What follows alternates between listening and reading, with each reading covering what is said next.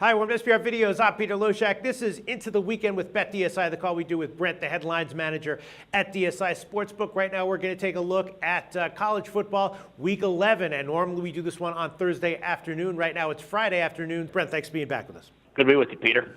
All right, Brent. Well, let's start, once again with TCU. We mention TCU every week. They are the most interesting team in all of college football this year. The Sharps, apparently, according to you, had a great read on TCU, betting on them in their futures odds before the season. And they're coming off now their first ATS loss of the year. And the Sharps, apparently, as you told us in the last call, were betting against them. They were on West Virginia last week. This week they're playing Kansas State, but Kansas State is also a team that I know the Sharps over the past few years have liked to bet on. Kansas State has now covered 6 in a row themselves. So I'm guessing in this one, I have no idea, but I would guess the Sharps haven't touched it yet. I was going to say, you're guessing that you have no idea. You should Yes. be pretty sure about that one. No. This is obviously a real big game. This is one of those situations, though, this game here, we've got the line down to -6 right now on TCU. The -6 at home with a total of 58. I did get some sharp money in on Kansas State when it was +7. They took that right away. We dropped all the way down just because of the numbers, number of bets we had on Kansas State. We got down to -5. We took kind of like what we call a big bet back on -5 on TCU, not a sharp bet specifically. My count's pretty much even, though. My money's pretty much even at this point. Like I said, it was more sharp money on Kansas State getting a +7 and some big bets at the +5. That's why we're sitting at TCU -6 right now. Our total is 58. Got nothing real sharp on the total at all, and they're kind of staying away from this one. All right, so that's what I would have guessed on this game. Basically, nothing sharp, and the only sharp action that did come in was just playing the number. All right, and then we got 2 games, huge matchups. I'm guessing with competitive lines, Notre Dame, Arizona State, and Ohio State, Michigan State. I'm guessing both of these games have huge volume with split public action, sharp action. I don't know. You can tell us. Notre Dame, Arizona State is the first one. Both teams, one-loss teams. What kind of action can you tell us about for this game? It's good two-way action that we have on this game. Again, it's like just the same, the same type of people who came in on Kansas State with the opening number +7. Took Arizona State -1. So those are guys that I would definitely say that they're sharp. But again, it's all about the number. We're sitting Arizona State -2.5. Now those guys come in laying the 2.5. No, they lay the 1. That's what makes them sharp, of course. My count's pretty much even on this one. My money's about 2-1 in favor of Arizona State, though most of it was the sharp money that came in early. But my count's real close. The public is pretty much all over the over on this game. I haven't got really anything back on the under at all.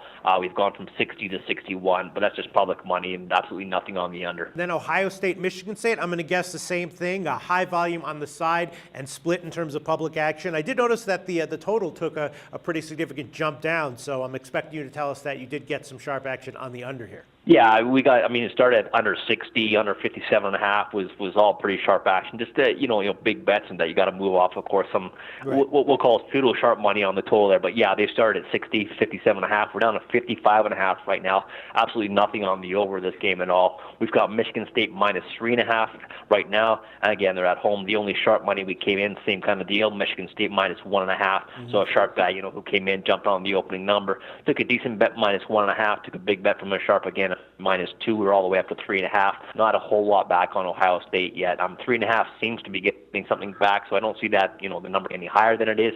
Maybe it'll go back down to 3. I don't know, but like I said, the sharps who did come in on Michigan State were at 1.5 and -2, and the sharp money on the under, basically just some big bets. Not really sharp guys, not guys who are on what we call the list. Right. But yeah, under 60 and 57.5 was decent bets on that total. All right, that's what I was going to ask you. Were they A-listers or not? And the answer, definitely not. All right, so 3 interesting games we discussed. Nothing terribly notable that you had to tell us about those games. There was sharp action, but again, all about the number in those games. Nothing that's clearly sharp, no sharp public splits. What can you tell us about the rest of the card from College Football Week 11?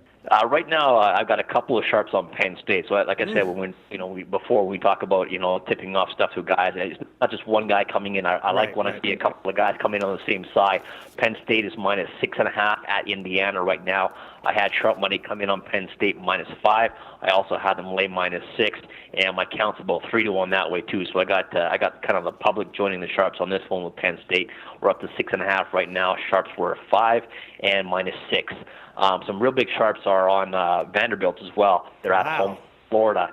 Yeah, I mean that doesn't really surprise me at all. I mean, you figure Florida might be a little bit overvalued in this spot, especially on the road as well. So we're at plus 14.5 and plus actually the early number plus 16 on Vandy, plus 14.5 on Vandy, and we're down to Florida minus 14 right now. Again, so 14.5, 16. We're sharp on Vandy. My count is about 2-1 in favor of Florida in terms of the number of actual bets we've taken, but my money's about 8-1 in terms of Vanderbilt. So you get an idea there. Definitely public money on Florida. Definite sharp money on Vanderbilt. We'll go down to Tulsa at home to SMU. Tulsa minus 14 right now. Sharp money came in on Tulsa minus 13 and 13.5. We kind of took a big bet back on SMU plus 14.5. Probably guy just playing the number, but I've got public money on Tulsa, and I've also got sharp money on Tulsa. The count's about 5-1 there. The money's about 3-1, but 13 and 13.5 on Tulsa. Definitely sharp.